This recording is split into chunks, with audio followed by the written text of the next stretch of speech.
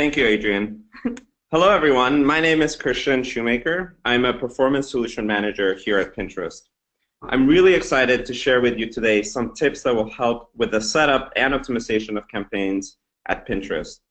As we scaled out to more and more partners, we've been learning a lot about what works on Pinterest and how to drive those results for advertisers.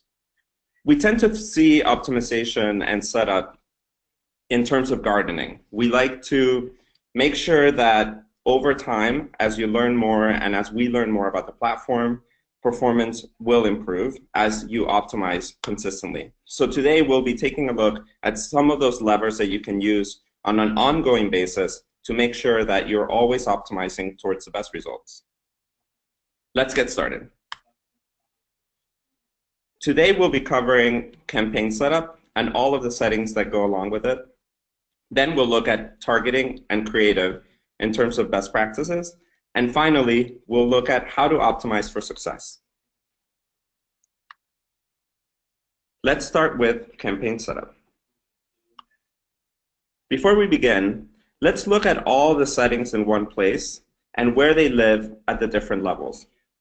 At the campaign level, you can set your spending cap, of which there's lifetime and daily options, as well as the placements that you'd like to target. It's really important that you select the campaign type that most closely matches your marketing objective. For example, if you're trying to drive awareness, you will want to set up an awareness campaign to maximize your reach and frequency against the users you're trying to reach. After you've set up your campaign, you can move to the ad group. And here is where you set your bids, your budgets, and the targeting that you'd like to use. It's really important that the ad group is aligned to a tight theme, such as a product group or a holiday that you'd want to market around. And the targeting and pin included in that ad group should also match that theme. That will set you up for success on Pinterest. Finally, the pin level allows you to set a description, which is actually really important. We'll talk about that later, as well as a destination URL or the landing page. It's really important that pins are compelling, engaging, and tasteful, and we'll give you more tips as to how to make sure that's the case.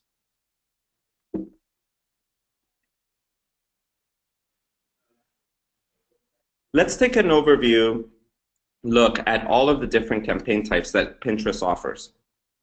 There's 8 of them, and selecting a campaign type essentially means the buying mechanism and the format and placements that will be available to you.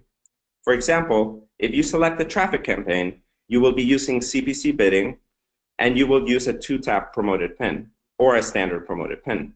In addition to this, you will be able to serve on Pinterest, which is the default. It includes both browse and search placements, or you'll be able to target browse and search separately.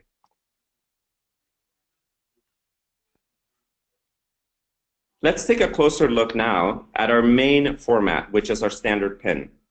This is the pin that most closely matches what organic users would see on Pinterest. The first click leads to a close-up, and the second click takes the user directly to the landing page. This is a great way to drive engagement among your users, as well as to drive really highly qualified clicks to your site, since the user has to take 2 actions before they reach your site.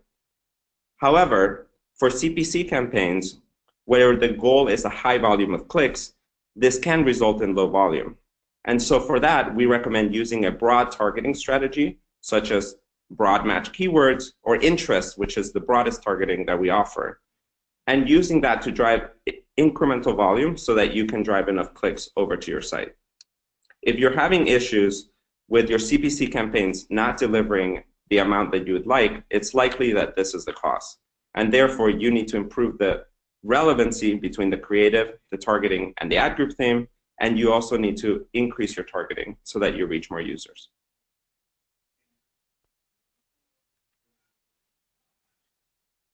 In order to control delivery, you have 3 main levers that you can use to ensure that you're delivering the right amount at the right time. Let's start with spending caps. Spending caps are an optional setting at the campaign level. You have a daily and a lifetime variant. Spending caps are a line in the sand for Pinterest. It's a line and a limit that will not be crossed under any circumstance. So if you want to ensure that your campaign will not spend over a specific amount, the spending cap is the best way to do that. Now let's take a look at budgets. These are not optional, but are actually required. And you will have the option again of setting a daily or a lifetime budget. Budgets, unlike spending caps, do affect pacing and delivery. This means that if you increase your budget, you will pace faster and you will spend more on Pinterest. And if you decrease, the reverse will be true. Finally, flight dates allow you to control for when the ad group is alive or not. If you leave it open-ended, you will be required to set a daily ad group budget. When you're setting a flighted campaign for a specific amount of time, we recommend using a lifetime budget with an end date to fully control the amount of delivery within that time period. For always-on campaigns, we recommend a daily budget without any end date. This will allow you to have a constant presence on Pinterest as users search and browse the home feed. For search and shopping campaigns, we recommend using always-on settings with a daily budget and no end date.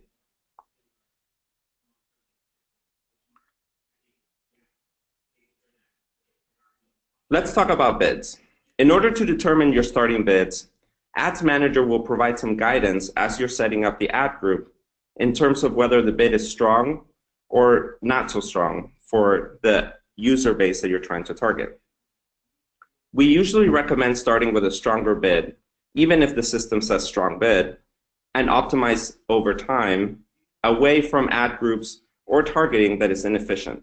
So you could start with a higher bid and slowly lower the bids of those ad groups or targetings that are not working as well as others. Please also note that if you're targeting audiences, such as engagement, act-alike, or retargeting, the Ads Manager system will not show bid guidance at this time.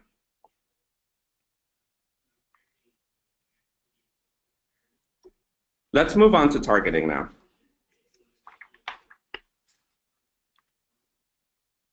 Placement targeting allows you to control where your ads are shown. Pinterest has 3 main surfaces, 2 of which are targetable. First off, we have Pinterest, which includes all placements. This is the default for all campaigns, unless you select a specific placement to target. If you would like to target placement separately, you have 2 options. You can target Browse, which includes the home feed and related pins, or you can target Search, which includes search queries by users and related pins. While related pins is a surface, it is not targetable and is included in both search and browse placements. We recommend starting with all placements as targeted. This is the easiest way to get started on Pinterest, and you can use targeting to control delivery, which we'll cover in the next slide. However, if you would like to optimize based on the placement, then we recommend setting different campaigns, one for browse and one for search. One recommendation could be using interests on the browse campaigns and using keywords in the search campaign.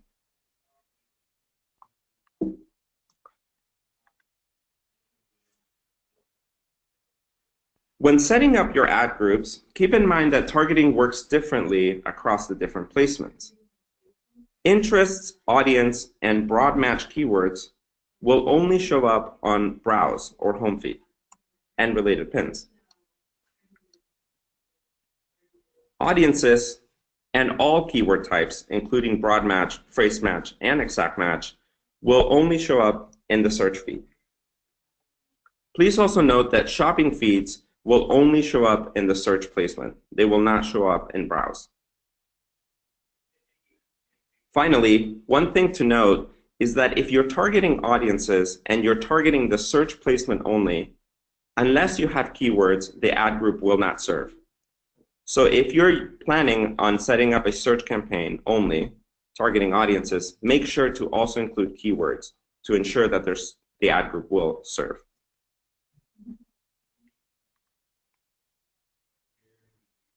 A very important element that we touched on earlier was this concept of relevance. And this is really important to ensure that you have the best results on Pinterest. This should be considered 101 best practices as you set up your campaigns and ad groups. The 4 levers to ensure relevance include your ad groups, making sure that it's built around a tight theme and does not include conflicting themes within it. Your pins should have an accurate pin description. That means when you have your organic pin, the description will be pulled when the ad is served. And that pin description is used to ensure that the pin is relevant to the user. So make sure you update and keep that pin description accurate. Make sure also that the pins belong to boards that have an accurate title and description, as well as the correct category. We will look at the original board of the pin as a factor in our relevance. And so it is important that the board is also organized around a central theme, and it includes an accurate title and description. Finally, when you're looking at your ad group as a whole, make sure that the targeting, whether you're using interests or keywords, the ad group theme, the pin, and the landing page are all congruent, or they all are essentially in the same vein. This will allow you to serve more and to ensure higher click-through rates, which are really important on Pinterest.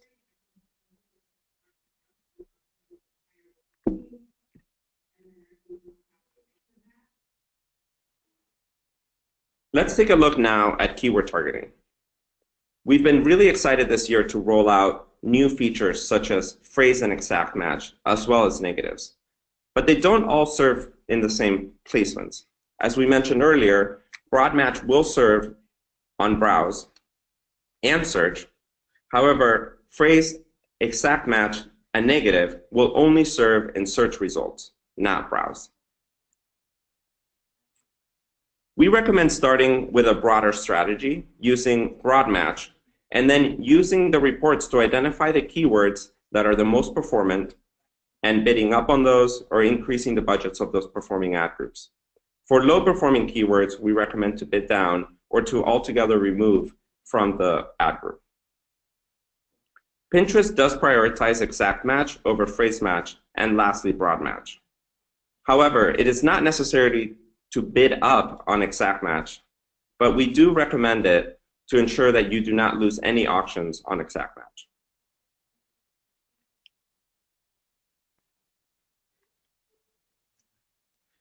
Interest targeting has greatly improved in Q4. We were really excited to launch this, and I think if you were in a previous webinar, you would have heard about this already. We really recommend testing these new interests. There's over 10,000 of them for you to choose from, and there's everything under the sun that you can target. And interests have a great way of driving that volume, especially if you're trying to drive something like click volume. They're a really good way to target users in an intelligent way, but in a broad way that will allow for that click volume to materialize. Please also note that if you're targeting keywords only, for browse or Pinterest placements, this will result in an automatic mapping from keywords to interest. That means we take all your keywords and we try to understand what interests you would want to target on browse, since keywords do not serve. This is not recommended. We actually recommend you explicitly selecting the interests and the keywords that you'd like to target if you're targeting browse only or if you're running across all placements. This will allow full control of delivery as opposed to relying on our system to try to map the keywords to the interests.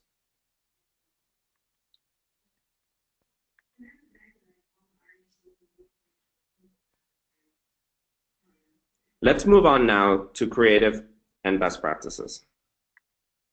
When launching ad groups, we recommend 2 to 4 pins per ad group at the start. The reason for this is that our system will optimize towards the best creative, usually around a click-through rate and site-side metrics, such as what does the user do once they actually land on your landing page.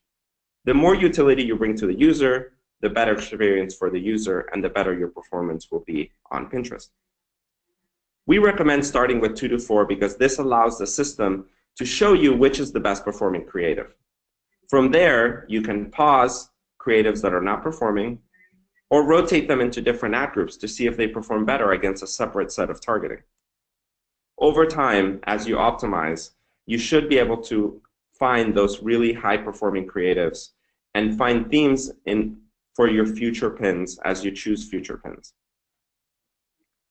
You may also consider launching one pin per ad group in order to have full control over delivery. However, this is not recommended as you will likely target against yourself in the auction. This will not result in an increase in price that you will pay, but it will mean that you will lose opportunities to serve those pins elsewhere.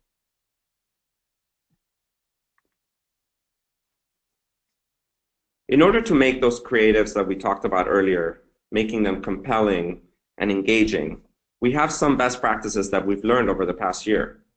First of all, it needs to be optimized for mobile. Most of our traffic on Pinterest is on mobile. If your pin is not optimized for mobile, you're missing a huge opportunity. Second, it has to be engaging. Pinterest users are used to seeing really engaging and amazing content on Pinterest, and the ads should be no different. Finally, make sure your brand and your business is front and center. Use a detailed description, use tasteful branding, as well as a clear logo so that it's clear who the advertiser is on the pin. For awareness campaigns, if your goal is reach and frequency, pins with motions work really well, as well as beautiful imagery or messages focused on brand attributes. For consideration, make sure to include how-to pins or lists. These seem to perform really well to drive that user to your brand, as well as always place the logo in the same place so that the user is trained to see the logo in that area. And finally, if you're trying to drive sale, use multi-image shots or rich pins so that you can include the price. A soft call to action may also help. Finally, for video creatives, make sure you start strong with a clear hook. You have beautiful branding. Show it, don't say it, and keep it simple. 10 to 20 seconds is ideal for our video content on Pinterest. How-to content could run longer. Finally, let's look at all the optimization levers that you have at your disposal and how you may use some of them. Off Pinterest, you have your product lines and your landing pages. These should be considered optimization levers because you can make changes that will affect how advertising works on Pinterest. Driving users to a better landing pages, for example, will increase your click-through rate and eventually conversion rate. On Pinterest, you can change the creative, which is your pins. You can use your budgets and bids. You can use targeting, placement, and ad format in order to optimize. One way we like to think of optimization is whether it's high performing or low performing from a click-through rate and a conversion rate standpoint. For those with high click-through rate and a high conversion rate, the highest performing ad groups, this is where you want to increase bids and expand to additional relevant targeting. This means you'll be able to capture more of that opportunity on Pinterest. At the bottom left, you have your lowest performer. And this is where you need to test new pins if no pins are coming up as the winner. You need to test new keywords and audiences as well as interest and new landing pages to understand which is the one that's driving that behavior. We have suggestions across high click-through rate and low conversion as well as low click-through rate and high conversion.